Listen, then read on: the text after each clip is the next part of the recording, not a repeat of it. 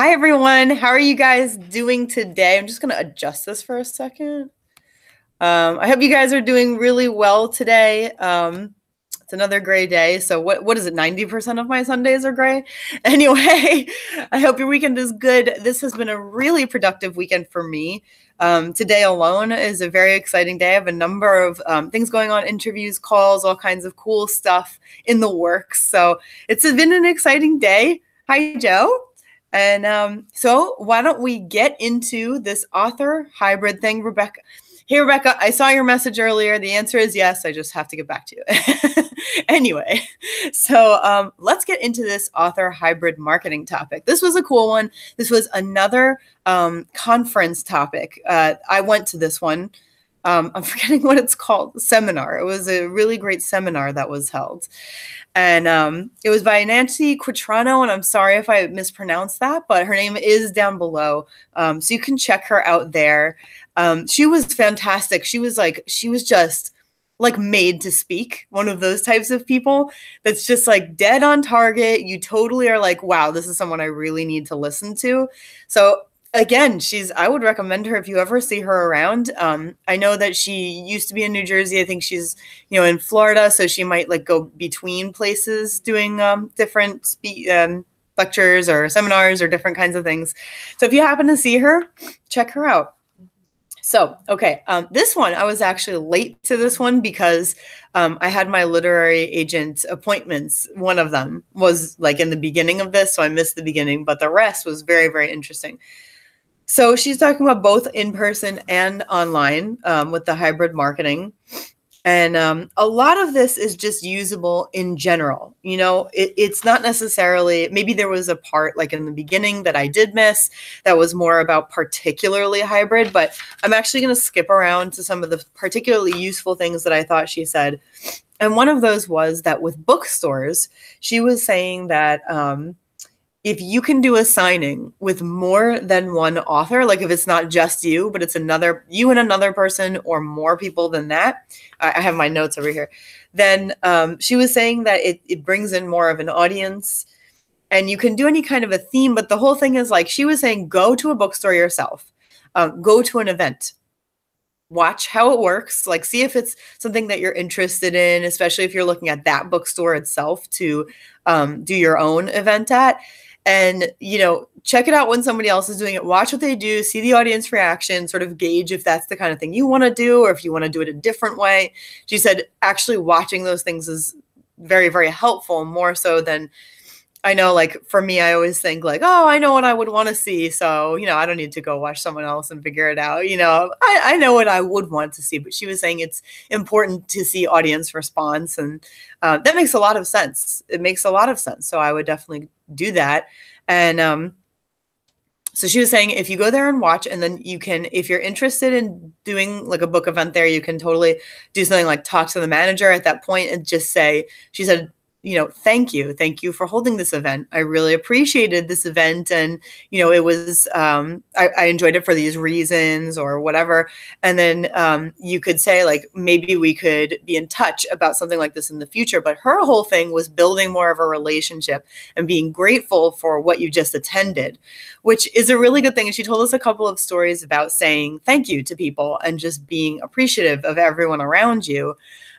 Which I thought was really, really nice. And she said it has more of an impact than you would think. And people sometimes like don't get that many, not everyone is treated so well, and so they tend to either remember you or just be grateful that they met you or something. And it's just a nice way to be in life, which I totally agree with. Just being kind in general is, it's the way to go. So anyway, back to the actual book marketing stuff. She was saying you could try to get an author who's either bigger than you, but in the same genre, or just the same genre, similar genre, something like that. And that way your audiences come together. Their audience is going to find you and maybe be interested in you. Your audience might find the other person and be interested in them. And you've got this great cross promotion thing going on live there, which I thought was a fantastic idea. I don't know why it never occurred to me to have a book signing with not just me. I only ever see one author at a time at a book signing, unless it's like a conference or something. But of course, it's such a good idea. You have both of your people who would be attending interested in each other. So I thought that was a great idea. She was saying to hold it at a store that would then have something to draw them in. So she was saying it doesn't have to just be a bookstore. Hi, Natalie. Thanks for joining.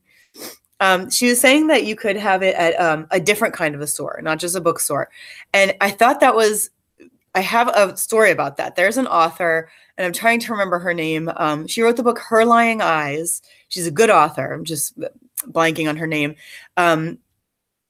She had done a meet and greet book signing type of event at a pizzeria. And I thought, well, that's interesting. I'd like to know how that goes. And she said it went really, really well. It was in a good location, you know, where people are passing by anyway. It's a relatively popular place. And she said that the place was willing to really work with her and do sort of like a buy one pizza and a book, get a pizza free, or something along those lines. Attend the event and, you know, buy something and get something else free. So the deal that they were willing to put together really also drew people in, made a difference, and drew people in that wouldn't actually normally have checked her out, and encouraged people to see what she was about and who she was. And she ended up gaining fans from that. So I think that that is a really interesting concept. It's something that I think a lot of authors don't think of, or might feel a little out of their element, a little bit shy, but I do think it's a good idea. There is a place by me that I keep thinking of doing that at, and I'm still thinking about doing it. Probably should stop thinking about it and just do it. But anyway, it's kind of an interesting concept. It doesn't have to be food. It's just that people like food, you know, and pizza is, of course, super popular. So that was a great idea from her. And then she, of course, said, make it fun. It's really important for it to be an interesting, entertaining thing. And it's not just necessarily you sitting there signing books, but to do something fun. So whether that's an activity, whether that's a giveaway, whatever it could possibly be, doing a lot of audience interaction, you could plan ahead for that kind of thing to make sure that it's engaging and people aren't just sort of like, okay, someone talking for a long time, you know, maybe, you know, so that's the kind of thing she was saying to make it interesting and fun. She also, much like the last one I told you about, Saurabh, who also said this, know what demographic you're after and find where they are. So that's what Saurabh had said about, and he's the owner of Fig or Out, the social media branding company. And Nancy Quatrano said the same thing about the demographic and finding what is your demographic, who's looking at your page, like look at your Facebook stats, look at your YouTube stats, look at whatever will give you stats. Instagram does it if you have a business account. So you can look at those and they tell you, like, especially Instagram. I found Instagram super easy to read, especially what times of the day and what days are best for engagement for you, where people are looking at your posts. But anyway, besides that, they do tell you, like, here's the age range, and they do it on YouTube and a lot of places. And here's, you know, where they're located and stuff like that, male, female, whatever. So sometimes it's surprising what you find, and you can figure out, okay, if the people who are interested in my books are, let's say, YA, this is the easiest one, but I'm just saying it because it's easy. If they're YA and you know for a fact, because you've done research, that Snapchat is an extremely popular place for teens, so YA readers, then that's where you want to be. Same thing for, like, Instagram is up and coming for everyone, but it's a big deal for teens as well. So let's say you had, like, Snapchat, YouTube, and Instagram are really big for beauty gurus. Let's say you wrote something, a book, a fiction book, that had something to do with beauty gurus or based on beauty guruing or something cool like that. Those platforms where beauty gurus are and where their fans find them is what I would do if that was what my book was about. So it's just, you know, the same. That was one piece of information that was just the same. And I heard that thread throughout everyone's talks. So I just want to make sure that you guys know, like, that it's an important thing. She explained the difference between promotion and marketing. So I'm going to repeat it just in case there's anyone out there who would like to know. Promotion is the work we can get done for free. So she's talking about articles, newsletters, stuff like that, that promotes us for free. YouTube promotes us for free. You know, you could be on an interview for free, something like that. You could have your own channel like I do for free. So that's another way. But marketing is what you pay for, ads and boosts on Facebook, for example, stuff like that. So she was saying your first book, let's say you have two books. She says your first book, which has been out for a little bit, you promote, you're doing free stuff because it's already been out there for a while.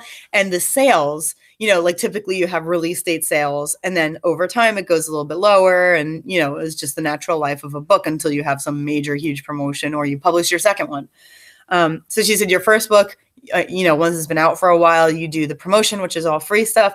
Your second book is when you start to market that. You put money into it because you're going to be getting money back, So that was a good way to think of it.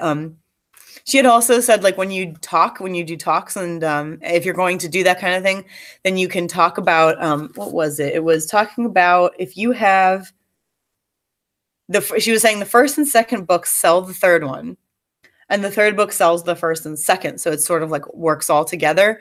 And she was saying when you're at a speaking engagement, that you could talk about your next book and the previous one to sort of show like, okay, I already have these books, but my next one, which you can look forward to, blah, blah, blah, blah, blah. So it's not always just, here's my next one. Here's my next one. It's also like, here's this whole backlog I have. Start there. And the next one's coming out in a month. You know what I mean?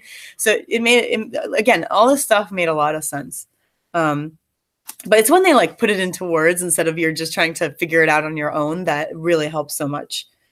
So another thing with marketing was, how I said it was ads and boosts. She was also recommending things like postcards, sell sheets, business cards, specifically for those books, which I saw a lot of at Liberty State's Fiction Writers Conference, which is where I saw Nancy. This one was interesting. I may have mentioned this before because I was excited to share it with you. But she was also saying that instead of having a totally different pen name, you guys remember like a few weeks back, I had been saying, I'm not sure if I should get a different, like do a pen name for anything that isn't either dark or Victorian. And I wasn't sure. And so I had some great audience suggestions from that. And I really appreciated it. It was really cool to hear from you guys what you thought. And Nancy is saying, you don't have to have a pen name, but instead you could like change up your own name. So whereas I write as Christy Stratus for the Dark Victoriana collection, if I wanted to write something light and fluffy, it could be CL Stratus, for example. And so it's still your name, but you're just labeling it differently. So I hadn't thought of that. It just hadn't occurred to me, honestly. It just never occurred to me. So hearing that was kind of nice to not have, although I did come up with an awesome pen name I'm kind of dying to use now. But anyway, we'll talk about that another time. So that was cool. She did give us an exact example. I just can't remember what it was, and I didn't write it down, who the example was. But it was the same situation where this person was, I believe, a romance writer. And it was lighter romances, more classic romances. And so she wrote under her full name. And then she decided she was going to skip over more towards darker, more romantic suspense type stuff. And when she did that, she did like initials and her last name. And she said that she actually kept the same website. So it wasn't even like she had to build a whole other platform. That's one of the things I was worried about. If I have a whole other pen name, do I have to build a whole other platform with a website and an Instagram and a Twitter and all this stuff? Because it's a lot of work. I'm sure most of you know that. And, it's enough work with the social media we have now to do yet another platform. A full platform is like, ouch. So she was saying you can actually have the same exact website and you can either have different pages or something like that. And it can just be, here's the tab for Christy Stratus and here's the tab for CL Stratus. Go where whatever you're looking for, go there. Joe says, I just created a trifold brochure for Go Indie Now. Oh, that's awesome. I am sending them out to a bunch of places now. Excited, really cheap on Vistaprint, and they came out great. Ooh, a threefold brochure. That sounds so cool. That sounds really serious and like serious. When you see like your own stuff out there, like your first real business card or anything like that, or, Josh Robertson has and Lillian Oak have these huge like posters, and Jane Norrie has an amazing setup too. And you see that stuff and you're like, I'm a real author now. You know what I mean? So that's what I mean by serious. It feels amazing when you even get one small thing that's like your own and in print, whether it's a book or like a business card or anything. It's amazing. You don't have to have those things necessarily, especially if you don't plan on going to events or doing networking stuff. But if you are, then that can be important. Joe says, yeah. Also, I just wanted to comment that Vistaprint I have worked with before. Joe, I also worked with them and they were fantastic. I've gotten all my business cards from them. I have 2 different business cards now. I think I had an old one too. They always come out great. I have 0 complaints about them. They're awesome. And they usually have some kind of an offer going on. I think when you first sign up, I think you get some kind of an offer right away. Maybe like 10%, 15, 20. I don't remember. Joe says, yes, it's something I struggle with as an author.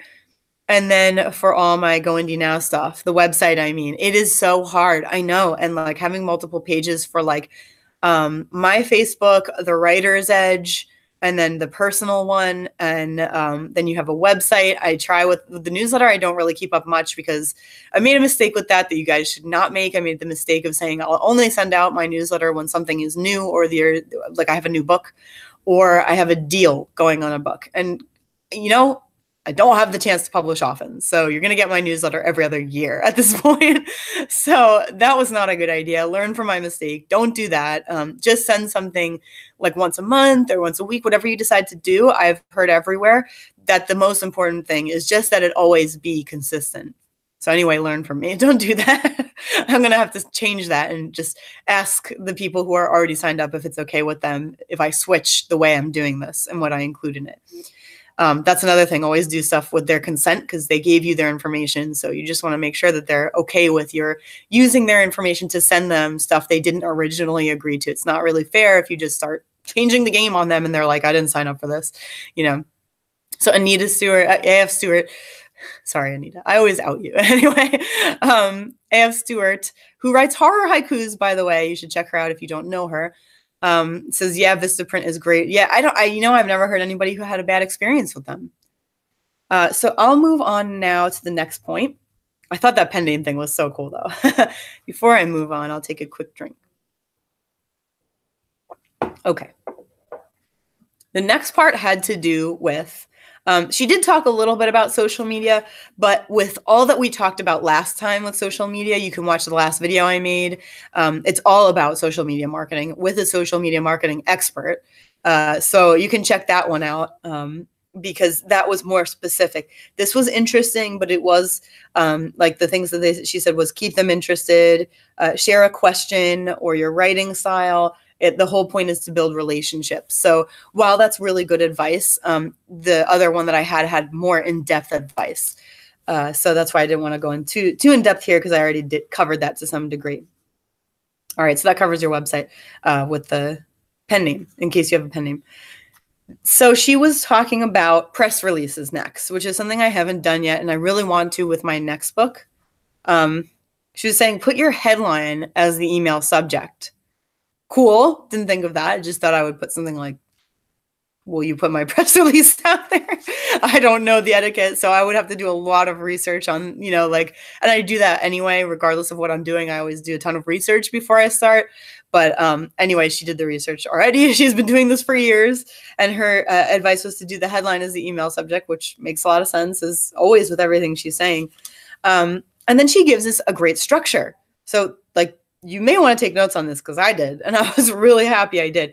She says the top line on the press release should be the headline. And then the important stuff should be in the first paragraph so that it fits in whatever space they have. She said, you don't know how much space they're actually going to have. They may have a small amount just for you. It could be like just a few lines. I think they do it by line, but I'm not super well versed in how you publish a newspaper. My experience is in many other things, but not newspapers. So she was saying whatever space they have, you just want to make sure that your first paragraph, if they need to, they can just copy and paste it in there and delete the rest, you know? So whatever is super important, put that in there, which is great advice. I thought that it would have to be like an essay where you go like this. Yeah. Okay. So you put the important stuff, but you spread it out to a degree so people keep reading. No, that's not the case. The most important stuff in the first paragraph to ensure it fits. She says, be very clear on the purpose of the press release. You know, so whether it's to announce that, you know, you just published a book or that you're going to be at a book signing, whatever the point is, be really, really super clear about that. Don't leave them thinking, well, what am I reading? You know, okay, this is an author, but what am I reading? You know, what is the purpose of this whole thing? The second paragraph, she says, why will they care? What's in it for them? Benefits to them, and any problem that you're solving for your audience. So that's a really good point as well for me. Like if you're doing fiction, for example, maybe not so much benefits, but you know, why are they going to care? What are you giving them that's new and different? What's unique about what you're putting out there? And you know, as authors, I think a lot of the time we can look at our own works and say, here's what I think is different from what I've read before. and here's what I think makes my piece unique. Here's what I think makes people interested. Use that. Why not? It sounds like that's what she means by the second paragraph. Again, you could look up templates just to see how exactly people do this. But I think this is a great guide, really great. The third paragraph is info about the author. So that's where you can put, I wouldn't put a straight up bio. I would probably change it to something more personable, but, more charismatic or something than just a bio that they're going to see copied and pasted everywhere. This is your chance to do something a little bit different maybe. And then when they read your bio, they see something a little different from that. That's just my idea. She didn't say that. That's my idea. Anyway, hi, David. Thanks for coming. The fourth paragraph, she said, anything else relevant, just anything else. So maybe your point is to say, hey, I'm publishing a new book and it's really exciting because this is the brand new premise and nobody's done this before. And here's who I am. And also I'm going to be at a book signing, by the way, even though it's in 2 months, just letting you know. So anything else that's relevant that you want to share. And then the fifth paragraph would be where they can buy your book and find you. Now, at first that surprised me. I said, why would you put that in the fifth paragraph, all the way at the bottom where people may not actually find it? But actually it made sense when she explained. I know I keep using that phrase, but that's because it does make sense. She explained that most people are going to be able to find your book regardless. They're going to type it into Google and they're going to find it. So as long as they have the name of it in the first paragraph or the headline, good to go. So, they're going to type it into Google. They're going to type it into Amazon, Smashwords, wherever they usually shop, and they're going to find it there by themselves. So where they can buy it, not as relevant. It's just easy for them to find whether they read it or not, whether they read your fifth paragraph or not, and also where to find you. And again, like if they're interested in you, they're going to look you up anyway. So even if they stop reading before that last paragraph, they're going to just say, Christy Stratus and find me. And it's going to be easy, right? So yeah, it does make total sense to put that down there. She did say, though, to pay attention to where you're submitting. She said newspapers could be different from like a magazine, and that could be different from a different place than that. It could be different formats that you want to look at. You need to look at those templates. Like I was saying, look at those templates and see what's recommended, what's typically done, and look at that newspaper, magazine, wherever you're publishing, and see what they typically put out too. Because the more you tailor it to their style, the more you are likely that they're going to put your press release out there.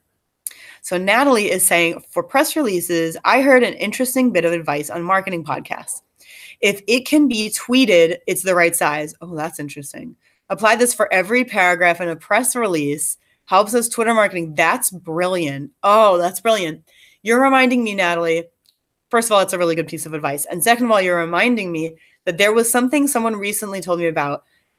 Catherine Sayclay, and I'm missing the second part of her last name, but she had talked about like snippets, and she had a particular word for it that I hadn't heard before, but it's that kind of thing where when you send like a media package, for example, you can send like those little snippets that you can just immediately tweet, And so it's interesting too, Natalie, because that's a strategy people use on their websites for blogs or just their websites in general, where they have those quotes that stand out. They have like those big giant quotes, and then they'll have something from their blog or their website that's literally quoted, but just made bigger.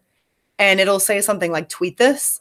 So all the way across the board, Natalie, I think that applies so well. And doing that specifically for a press release, wow, that is a fantastic idea. Talk about being super like to the point and getting it right? That's great. That's a good one. So back to Nancy, she had said, Natalie is saying also helps to have a Twitter length synopsis for a book too. Yeah, that's a good point. Especially if you're going to be pitching, that's like, you have to have that. And especially if you do any pitching on Twitter, the more of that you can do, the better off you are. David, interesting. The trifold idea could work well for a trilogy or series too. Yeah, that's a great idea. And then when you open it, you've got like book 1, book 2, book 3. That would be really cool. Wow. Could you imagine? That's awesome. I'm going to do that. No, that's your idea, David. So anyway, she also recommended a couple of places you may want to look if you want to read more. So she was saying Reedsy is a good place to go. Now, I had heard of all of these. Reedsy is, she said, free info and webinars. Now, what I knew about them was not necessarily the webinars, but I knew that they can send around, if you join their newsletter, different opportunities to be in. I think I don't know if it's monthly or biweekly or what it is, competitions where you submit. I think it's for free. I think. You can submit like a short story or whatever it is they're requesting. They usually give you a prompt and you could potentially win. And then they put you in, I don't remember if it's an online magazine of theirs or what it is, but anyway, they have that kind of thing, as well as what Nancy was mentioning. There is also a book called Author, Publisher, Entrepreneur, and that is by Guy Kawasaki. And she was highly recommending that. And so I went and I checked that one out. It looks good. It was published a while ago, and I can't remember the date on that, but it was published a while ago. And you know how it is, the industry moves really fast. So I did see some people saying some of it is either a little bit too sparse information, like sometimes he'll tell you a problem but not a solution, or he'll tell you something that is really no longer the case, or it's just not done that way anymore. But for the most part, she was saying it's still very much up to date. It's still very usable. So you could check that out. And Tim Grahl, now, if you haven't heard of him, his last name is spelled Grahl. And I am subscribed to him. And Nancy was saying that she recommends, signing up for his newsletter and going to any free webinars, because he talks about productivity. He talks about book marketing. He's the one who wrote Your First 1,000 Copies. And she was also saying, how you always see those advertisements for like free webinar, and that it's going to be half sales pitch or even 75% sales pitch sometimes. But they do sometimes hand out really amazing nuggets of advice. And I have to say that I've tried going to a number of them. And sometimes I'm really like, okay, this is really for basics, like anybody who has not done anything in publishing at all yet, and they need to start from square one. That's what you're getting. And then if you want the real package, you have to pay. But in other cases, especially having to do with social media and things like that, when you go to those kinds of free webinars, they may be somewhat basic, but at the same time, they can sometimes say like one tidbit that really makes a difference. And I had done that with, I'm trying to remember her name. Apparently today I am not good with names. Sorry about that. If I remember her name, I'll put her down below. But anyway, she's super upbeat. Ooh, Hillary something. Anyway, I'll find her. Hillary Rushford. That's it. It's Hillary Rushford, and she's on Instagram. And she had said that a lot of times you see, you know how you see like on Instagram, there are people who have 1 million followers, and they have relatively good interaction, and you say, wow, that's how to really get people into your stuff. That's how to market. That's how to bring people in and be sure that they're probably going to buy your book, because they are a fan of you, or they're just interested in talking to you, or whatever. And then you see people who have like 58,000 followers, and you say, that's really cool. How are they making a living off of it? Because you know that this is their full-time job. Well, she had said that actually a lot of times when you have tons of subscribers, if you're not turning those into sales, if you're not converting them, then you still may have to have, like, let's say a full-time job or something like that. It can't be like this, even though you have 1 million subscribers, you can't just quit your job. She was saying that she has something like, it's in the either tens of thousands or hundreds of thousands of subscribers, or friends on, I'm forgetting the word, but on Instagram. Anyway, there are people on there. She's followed by, there you go, followed by either tens of thousands or hundreds of thousands of people. And she said that, people will look at that and say like, oh, you probably can't make a living. But she said it's about the relationships you develop.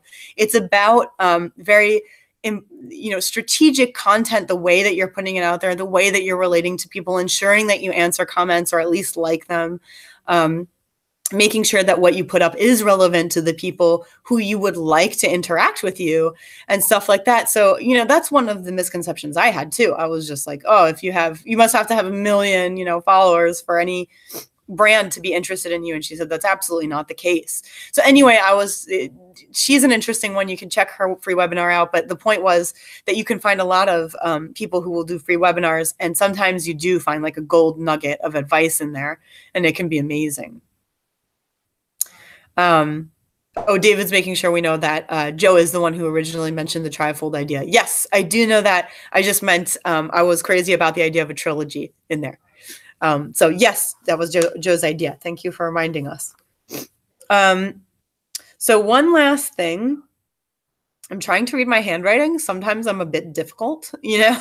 I don't know. And it's pretty awful. I don't know if you can. It's pretty bad. I mean, you know, I'm verging on doctor handwriting here.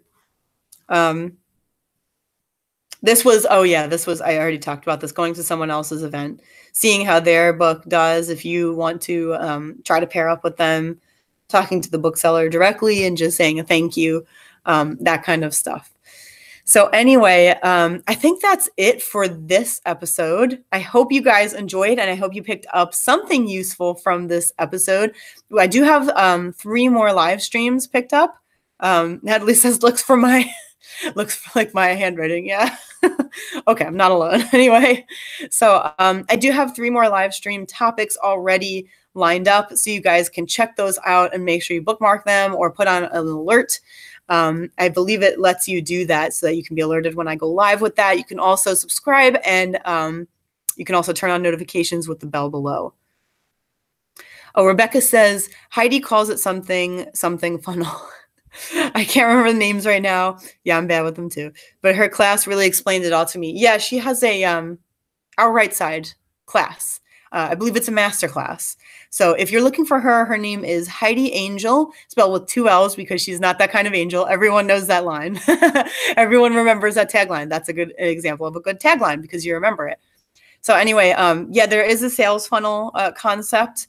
And if that's the one you're talking about, or a book funnel contract. Anyway, I have checked out her page about that. So if you want to go to Our Right Side, you can find her there, or you can just go to Heidi Angel on Facebook, or you can find her. She's here on YouTube too.